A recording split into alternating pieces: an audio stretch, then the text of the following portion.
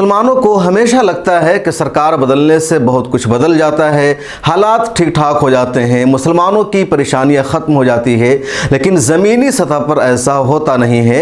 बिहार में सरकार बदली, मुसलमानों को लगा कि हालात अब बेहतर हो जाएंगे, सब कुछ ठीक ठाक हो जाएगा, लेकिन बिहार के हालात भी अब उत्तर प्रदेश और मध्य प्रदेश के जैसे हो रहे हैं।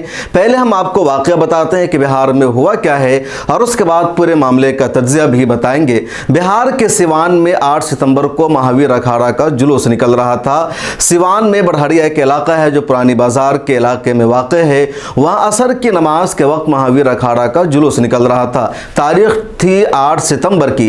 नमाज के वक्त मस्जिद के सामने महावीर अखाड़ा का जुलूस नारे लगाता है, जय श्री राम, मुल्ला जाओ पाकिस्तान, हिंदुस्तान में रहना है तो जय श्री राम कहना पड़ेगा। इस तरह के नफरत अंगेज नारे लगाए जाते हैं, मुसलमानों के जज्बात भड़काए जाते हैं। इतना ही नहीं बल्कि जो लोग उस रैली में, उस जुलूस में होते हैं, उनके पास लाठियां होती है, उनके पास तलवार होता है और मस्जिद के आसपास की दुकानों को आग लगा दिया जाता है। वो लोग यहीं पर नहीं रुकते हैं बल्कि मस्जिद पर पथराव करते हैं, मुसलमानों पर हमला करते हैं। और नमाज का वक्त था, मुसलमान मस्जिद में नमाज अदा कर रहे थे। बड़ी मुश्किल से मुसलमान अपनी जान बचा पाते हैं, बड़ी मुश्किल से वहाँ से निकलते हैं, दीवारों का सहारा लेकर के खिड़की से बाहर निकलने की कोशिश करते हैं, दूसरे रास्ते से बाहर निकलते हैं। ये पूरा मामला है, ये पूरा वाक़या है। जब ये सब वाक़या हुआ तो लोगों को लगा कि पुलिस कार्रवाई करेगी, एक्शन लेगी, और जिन लोगों ने माहौल ख़राब किया है, मस्जिद पर अटैक किया है, मुसलमानों पर हमला किया है, उनको गिरफ्तार किया जाएगा, उनके खिलाफ एक्शन लिया जाएगा। लेकिन एक्शन भी जब पुलिस ने लिया तो मुसलमानों को ही सबसे ज़्यादा गिरफ्तार किया गया। दायर की एक रिपोर्ट के मुताबिक अब तक बिहार पुलिस ने 35 लोगों को गिरफ्तार किया है और इन 35 लोगों में 25 मुसलमान शामिल है और सिर्फ 10 हिंदू शामिल है। इसके अलावा 20 लोगों को पुलिस ने डिटेन किया, उनमें अक्सरियत मुसलमानों की है।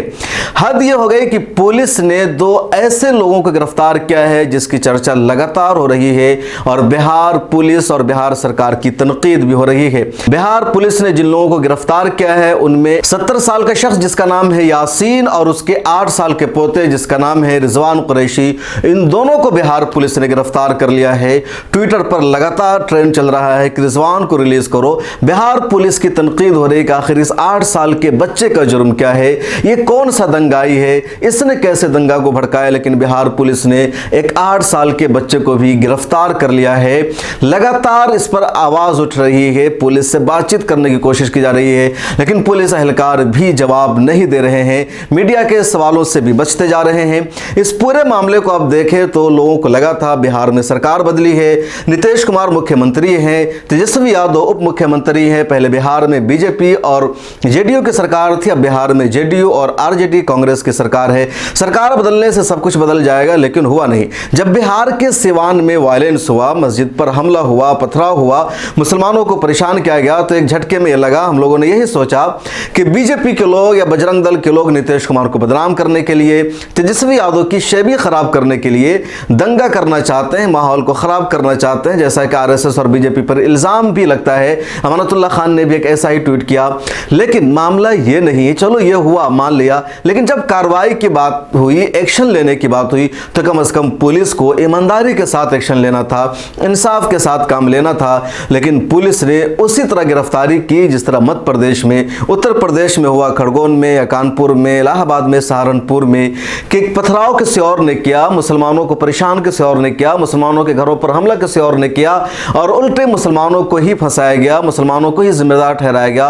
और वैसा ही बिहार के सिवान के बढ़हरिया में हुआ, मस्जिद पर पथराव हुआ। वीडियो मौजूद है मिलत टाइम्स के ट्विटर पर, आप देख सकते हैं।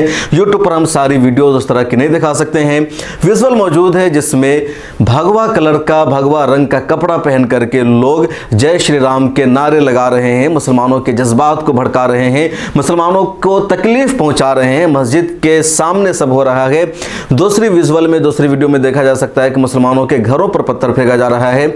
इसके बावजूद गिरफ्तार सबसे ज़्यादा मुसलमानों के किया गया, सबसे ज़्यादा मुसलमानों के खिलाफ केस दर्ज किया गया है और एक 8 साल के बच्चे को भी बिहार पुलिस ने गिरफ्तार कर लिया है।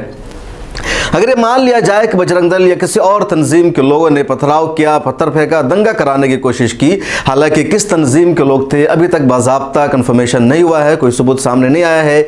बस ये है कि शिद्दत पसंद है, कट्टरपंथी लोग हैं जिन्होंने मस्जिद पर जाकर पथराव किया। लेकिन जब पुलिस ने कार्रवाई की, एक्शन लिया, तो कम से कम ईमानदारी से पुलिस को काम करना था, लेकिन ऐसा नहीं हुआ। और 8 साल के रिजवान कुरैशी को पुलिस ने अभी तक गिरफ्तार कर रखा है। 70 साल के मोहम्मद यासीन भी पुलिस कस्टडी में अभी तक मौजूद है, इनको रिलीज नहीं किया गया है।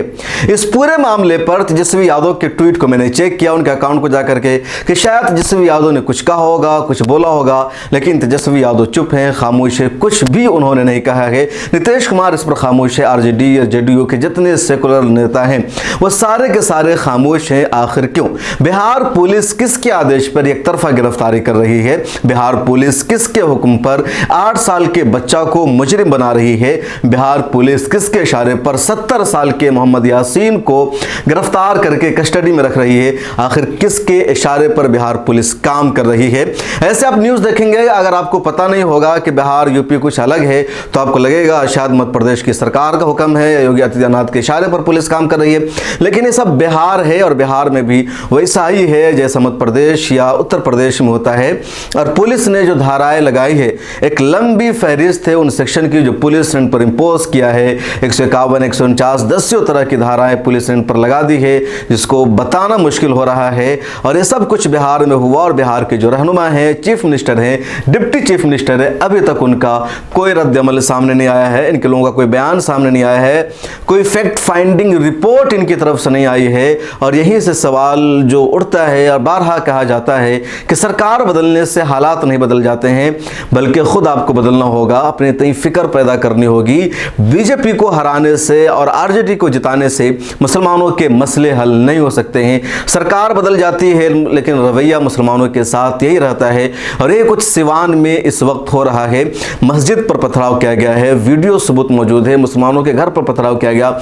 इसके बावजूद भी इस दंगा के लिए मुसलमानों को ही एकतरफा तौर पर जिम्मेदार ठहरा करके पुलिस गिरफ्तार कर रही है। और बिहार की सेकुलर सरकार खामोश है, आरजेडी सरकार खामोश है, जिसके लिए मुसलमान दुआ कर रहे थे, जिसके लिए मुसलमान नमाजें अदा कर रहे थे, जिसके लिए मुसलमान कुरान खानी कर रहे थे, जिस सरकार को लाने के लिए मुसलमान बेचैन थे, वो सरकार तो आ गई है, लेकिन मुसलमान फिर जेल में भेजे जा रहे हैं, जेल में बंद किए जा रहे हैं, उनकी मस्जिदों पर हमला हो रहा है। सोचेगा, गौर कीजिएगा कि आपको करना क्या है। क्या सरकार बदल जाने से मसले बदल जाते हैं या फिर आपको कोई और प्लानिंग करने की जरूरत है, अपनी पॉलिसी बनाने की जरूरत है? वीडियो में इतना ही। आपसे रिक्वेस्ट है कि मिलत टाइम्स को फाइनेंशियली सपोर्ट कीजिए। डिस्क्रिप्शन में लिंक और अकाउंट की डिटेल्स मौजूद है। फिर मुलाकात होगी अगली वीडियो में। अपना ख्याल रखिए। अल्लाह हाफिज। मिलत टाइम्स को आपकी जरूरत है, हमारी आप माली मदद करें।